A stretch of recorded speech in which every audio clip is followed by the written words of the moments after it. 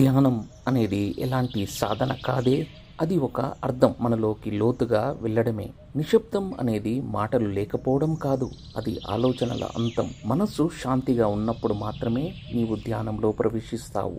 ధ్యానంలో నీవు ఏం చేయవు, కేవలం ఉంటావు. ఆ నిశ్శబ్దంలో నీ ఉండడం స్పష్టంగా తెలుస్తుంది.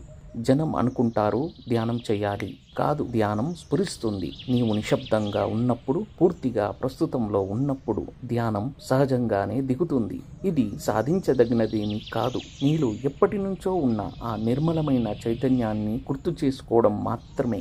నిజమైన నిశ్శబ్దం బయట నుంచి రాదు, అది లోనుంచి పుడుతుంది. నిశ్శబ్దం ఉన్న చోట ప్రేమ ఉంటుంది, కరుణ ఉంటుంది, ఆనందం ఉంటుంది. ధ్యానం మరియు నిశ్శబ్దం ఇవే పరమ సత్యానికి ద్వారాలు. కేవలం కూర్చో, ఏమి చేయ మరియు చూడు నీ లోనికి, నీ లోపలి ఆకాశం ఎలా వికసిస్తుందోనని.